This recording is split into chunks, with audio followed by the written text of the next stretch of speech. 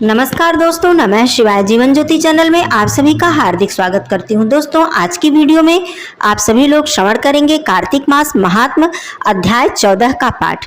आशा करती हूं इससे पहले कि सभी अध्यायों का श्रवण आप लोगों ने अवश्य ही किया होगा। आइए आज अध्याय 14 के पाठ का श्रवण करते हैं। यस्य स्मरण मात्रेण जन्म संसार बंधनात् विमुच्यते नमस्तस्मै विष्णवे प्रभ विष्णवे नमः सर्वभूतानामादिभूताय भूभृते अनेक रूप रूपाय विष्णवे प्रभ विष्णवे शांताकारं भुजगशयनं पद्मनाभं सुरेशं विश्वाधारं गगन सदृशं मेघवर्णं शुभांगं लक्ष्मीकान्तं कमलनयनं योगवीर्ध्यानगम्यं वंदे विष्णुं भवभयहरं सर्वलोकैकनाथं वंदे विष्णुं भवभयहरं सर्वलोकैकनाथं। ओम नमो भगवते वासुदेवाय।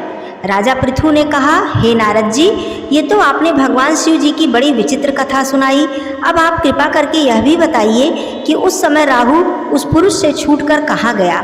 नारद जी बोले, उससे छूटने के बाद वह दूत बर्बर नाम से विख्यात हो गया और अपना नया जन्म पाकर वह धीरे धीरे जलंधर के पास गया। वहां जाकर उसने सभी बातें जलंधर से कही। उसे सुनकर दैत्यराज जलंधर ने सब दैत्यों को सेना द्वारा आज्ञा दी। कालनेमी और शुंभ निशुंभ आदि सब महाबली दैत्य तैयार होने लगे। एक से एक महाबली दैत्य करोड़ों करोड़ों की संख्या में निकलकर युद्ध के लिए जुट पड़े। महाप्रतापी सिंधु पुत्र शिव जी से युद्ध करने के लिए निकल पड़ा। आकाश में मेघ छा गए और बहुत अपशगुन होने लगा। शुक्राचार्य और कटे सिर वाला राहु सामने आ गए। उसी समय जलंधर का मुकुट खिसक गया, परंतु वह नहीं रुका। उधर इंद्रादि सब देवताओं ने कैलाश पर शिव जी के पास पहुंचकर सब वृत्तांत कह सुनाया और यह भी कहा कि आपने जलंधर से युद्ध करने के लिए भगवान विष्णु को भेजा था।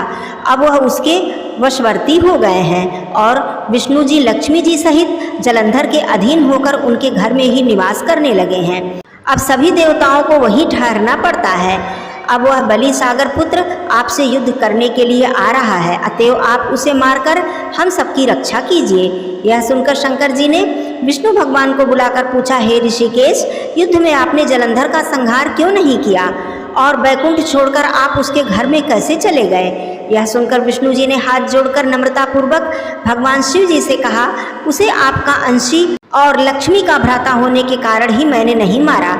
यह बड़ा वीर और देवताओं से अजय है। इसी पर मुग्ध होकर मैं उसके घर में निवास करने लगा हूँ। विष्णु जी के इन वचनों को सुनकर शंकर जी हंस पड़े। उन्होंने कहा, हे विष्णु, यह आप क्या कह रहे हैं? मैं उस दैत्य जलंधर को अवश्य मारूंगा। अब आप सभी देवता जलंधर को मेरे द्वारा ही मारा गया जान अपने स्थान को जाइए।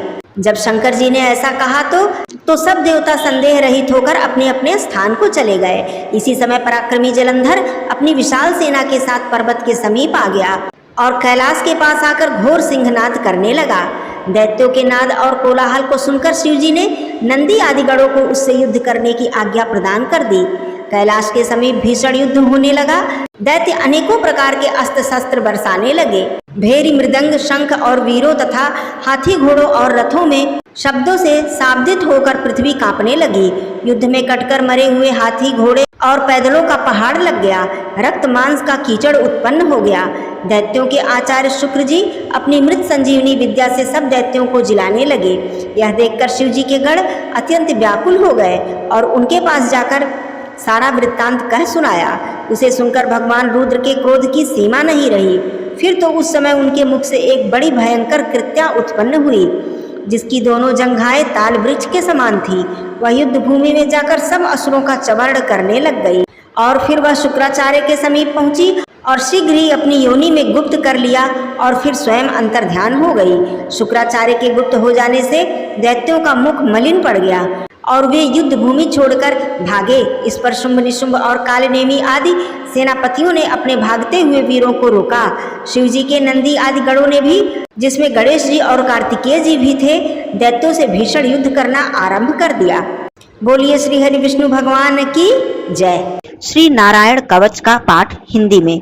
दोस्तों, यह पाठ इतना प्रभावशाली है, इतना शक्तिशाली है कि इस नारायण कवच का पाठ जो भी व्यक्ति प्रतिदिन करता है, उस व्यक्ति की समस्त मनोकामनाएं भगवान श्री हरि विष्णु जी पूर्ण करते हैं और उस व्यक्ति के जीवन में किसी भी प्रकार की कमी नहीं रह जाती है। शत्रुओं से रक्षा होती है, हर प्रकार के विपत्तियों से छुटकारा मिलता है।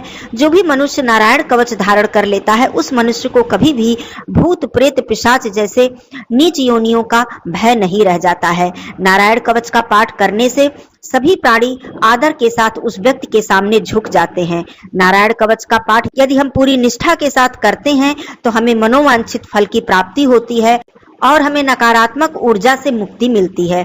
दोस्तों आइए श्रवण करते हैं यह पवित्र महाशक्तिशाली श्री नारायण कवच का पाठ। राजा परीक्षित ने पूछा, हे भगवान, देवराज इंद्र ने जिससे सुरक्षित होकर शत्रुओं की चतुरंगिनी सेना को खेल खेल में अनायास ही जीतकर त्रिलोकी की राजलक्ष्मी का उपभोग किया, आप उस नारायण कवच को सुनाइए और यह भी बतलाइए कि उन्होंने उससे सुरक्षित होकर रणभूमि में किस प्रकार आक्रमणकारी शत्रुओं पर विजय प्राप्त की। श्री सुखदेव जी ने कहा, हे परीक्षित, जब देवताओं ने विश्वरूप को पुरोहित बना लिया, जब देवराज इंद्र के प्रश्न करने पर विश्वरूप ने नारायण कवच का उपदेश दिया, उसे तुम एकाग्रचित होकर सुनो। विश्वरूप ने कहा, देवराज इंद्र, भय का अवसर उपस्थित होने पर नारायण कवच धारण करके अपने शरीर की रक्षा कर लेनी चाहिए। भगवान श्री हरि गरुड़ जी के पीठ पर अपने चरण कमल रखे हुए हैं। अणिमा आदि 8 सिद्धियां उनकी सेवा कर रही हैं।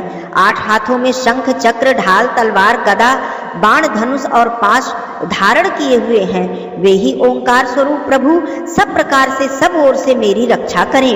मत्स्य मूर्ति भगवान जल के भीतर जल जंतुओं से और वरुण के पास से मेरी रक्षा करें। माया से ब्रह्मचारी रूप धारण करने वाले वामन भगवान स्थल पर और विश्व रूप श्री त्रिविक्रम भगवान आकाश में मेरी रक्षा करें। जिनके घोर अट्टहास करने पर सब दिशाएं गूंज उठी थी और गर्भवती दैत्य पत्नियों के गर्भ गिर गए थे, वे दैत्युत पतितों के शत्रु भगवान नृसिंह किले, जंगल, रणभूमि आदि विकट स्थानों में मेरी रक्षा करें। अपनी दाढ़ों पर पृथ्वी को उठा लेने वाले यज्ञमूर्ति वाराह भगवान मार्ग में, परशुराम जी पर्वतों के शिखरों और लक्ष्मण जी के सहित भरत के बड़े भाई भगवान रामचंद्र प्रवास के समय मेरी रक्षा करें। भगवान नारायण मारण, मोहन आदि भयंकर अभिचारों और सब प्रकार के प्रमादों से मेरी रक्षा करें। ऋषि श्रेष्ठ नर गर्भ से योगेश्वर भगवान दत्तात्रेय योग के विघ्नों से और त्रिगुणाधिपति भगवान कपिल कर्म बंधन से मेरी रक्षा करें। परमर्षि सनत कुमार कामदेव से हयग्रीव भगवान मार्ग में चलते समय देव मूर्तियों को नमस्कार आदि न करने के अपराध से, देवर्षि नारद सेवा अपराधों से और भगवान कच्छप सब प्रकार के नरकों से मेरी रक्षा करें। भगवान धन्वंतरी कुपथ्य से, जितेंद्र भगवान ऋषभ देव सुख दुख आदि भयदायक द्वंद्वों से, यज्ञ भगवान लोकापवाद से, बलराम जी मनुष्यकृत कष्टों से और श्री शेष जी क्रोधवश नामक सर्पों के गढ़ों से मेरी रक्षा करें। भगवान श्री कृष्ण द्वैपायन व्यास जी अज्ञान से तथा बुद्ध देव पाखंडियों से और प्रमाद से मेरी रक्षा करें। धर्म रक्षा करने वाले महान अवतार धारण करने वाले भगवान कल की पाप बहुल कलिकाल के दोषों से मेरी रक्षा करें। प्रातः काल भगवान केशव अपनी गदा लेकर कुछ दिन चढ़ जाने पर भगवान गोविंद अपनी बांसुरी लेकर, दोपहर के पहले भगवान नारायण अपनी तीक्ष्ण शक्ति लेकर और दोपहर को भगवान विष्णु चक्र राज सुदर्शन लेकर मेरी रक्षा करें। तीसरे प्रहर में भगवान मधुसूदन अपना प्रचंड धनुष लेकर मेरी रक्षा करें। सायंकाल में ब्रह्मा आदि त्रिमूर्तिधारी माधव सूर्यास्त के बाद ऋषिकेश, अर्धरात्रि के पूर्व तथा अर्धरात्रि के समय अकेले भगवान पद्मनाभ मेरी रक्षा करें। रात्रि के पिछले प्रहर में श्री वत्सलांछन श्री हरि, उषा काल में खड्गधारी भगवान जनार्दन, सूर्योदय से पूर्व श्री दामोदर और संपूर्ण संध्याओं में काल मूर्ति भगवान विश्वेश्वर मेरी रक्षा करें। सुदर्शन आपका आकार चक्र की तरह है। आपके किनारे का भाग प्रलयकालीन अग्नि के समान अत्यंत तीव्र है। आप भगवान की प्रेरणा से सब ओर घूमते रहते हैं। जैसे आग वायु की सहायता से सूखे घास फूस को जला डालती है, वैसे ही आप हमारी शत्रु सेना को शीघ्र से शीघ्र जला दीजिए। कौमुद की गदा आपसे छूटने वाली चिंगारियों का स्पर्श वज्र के समान असह्य है। आप भगवान अजित की प्रिया हैं और मैं उनका सेवक हूँ। इसलिए आप कूष्मांड विनायक यक्ष राक्षस भूत और प्रेतादि ग्रहों को अभी कुचल डालिए तथा मेरे शत्रुओं को चूर चूर कर दीजिए। शंख श्रेष्ठ, आप भगवान श्री कृष्ण के फूंकने से भयंकर शब्द करके मेरे शत्रुओं का दिल दहला दीजिए एवं यातुधान प्रमथ प्रेत मातृका पिशाच तथा ब्रह्म राक्षस आदि भयावने प्राणियों को यहाँ से तुरंत भगा दीजिए।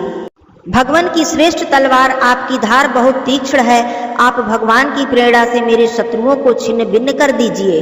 भगवान की प्यारी ढाल, आप में सैकड़ों चंद्राकार मंडल हैं, आप पाप दृष्टि पापात्मा शत्रुओं की आंखें बंद कर दीजिए और उन्हें सदा के लिए अंधा बना दीजिए।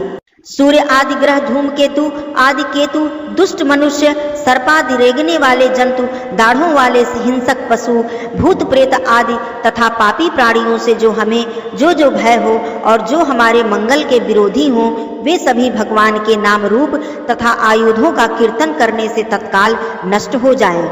विहद रथंतर आदि सामवेदीय स्तोत्रों से जिनकी स्तुति की जाती है, वे वेद मूर्ति भगवान गरुड़ और विश्वक्सेन जी अपने नामोच्चारण के प्रभाव से हमें सब प्रकार की विपत्तियों से बचाएं। श्री हरि के नाम रूप वाहन आयुध और श्रेष्ठ पार्षद हमारी बुद्धि इंद्रिय मन और प्राणों को सब प्रकार की आपत्तियों से बचाएं। जितना भी कार्य अथवा कारण रूप जगत है वह वास्तव में भगवान ही है।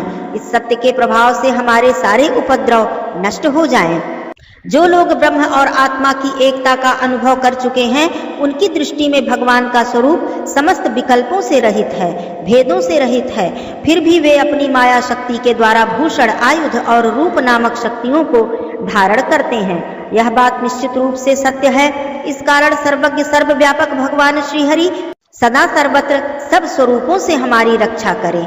जो अपने भयंकर अट्टहास से सब लोगों के भय को भगा देते हैं और अपने तेज से सबका तेज ग्रस लेते हैं, वे भगवान नृसिंह दिशा विदिशा में नीचे ऊपर बाहर भीतर सब ओर से हमारी रक्षा करें। देवराज इंद्र, मैंने तुम्हें यह नारायण कवच सुना दिया है। इस कवच से तुम अपने को सुरक्षित कर लो, बस फिर तुम अनायास ही सब दैत्य यूथपतियों को जीत लोगे। इस नारायण कवच को धारण करने वाला पुरुष जिसको भी अपने नेत्रों से देख लेता है अथवा पैर से छू लेता है, वह तत्काल समस्त भयों से मुक्त हो जाता है। जो इस वैष्णवी विद्या को धारण कर लेता है, उसे राजा, डाकू, प्रेत, पिशाच और बाघ आदि हिंसक जीवों से कभी किसी प्रकार का भय नहीं होता है। देवराज, प्राचीन काल की बात है, एक कौशिक गोत्री ब्राह्मण ने इस विद्या को धारण करके योग धारणा से अपना शरीर मरुभूमि में त्याग दिया। जहां उस ब्राह्मण का शरीर पड़ा था, उसके ऊपर से एक दिन गंधर्वराज चित्ररथ अपनी स्त्रियों के साथ विमान पर बैठकर निकले। वहां आते ही वे नीचे की ओर सिर किए विमान सहित आकाश से पृथ्वी पर गिर पड़े। इस घटना से उनके आश्चर्य की सीमा नहीं रही। जब उन्हें बालखिल्य मुनियों ने बतलाया कि यह नारायण कवच धारण करने का प्रभाव है, तब उन्होंने उस ब्राह्मण देव की हड्डियों को ले जाकर पूर्व वाहिनी सरस्वती नदी में प्रवाहित कर दिया और फिर स्नान करके वे अपने लोक को चले गए। श्री सुखदेव जी कहते हैं, परीक्षित, जो पुरुष इस नारायण कवच को समय पर सुनता है और जो आदर पूर्वक इसे धारण करता है, उसके सामने सभी प्राणी आदर से झुक जाते हैं और वह सब प्रकार के भयों से मुक्त हो जाता है। परीक्षित, शतक्रतु इंद्र ने आचार्य विश्वरूप जी से यह वैष्णवी विद्या प्राप्त करके रणभूमि में असुरों को जीत लिया और वे त्रैलोक्य लक्ष्मी का उपभोग करने लगे। इस तरह से नारायण कवच संपूर्ण हुआ। ओम कृष्णाय वासुदेवाय हरे परमात्मने प्रणतः क्लेशनाशाय गोविंदाय नमो नमः। बोलिए श्री हरि विष्णु भगवान की जय।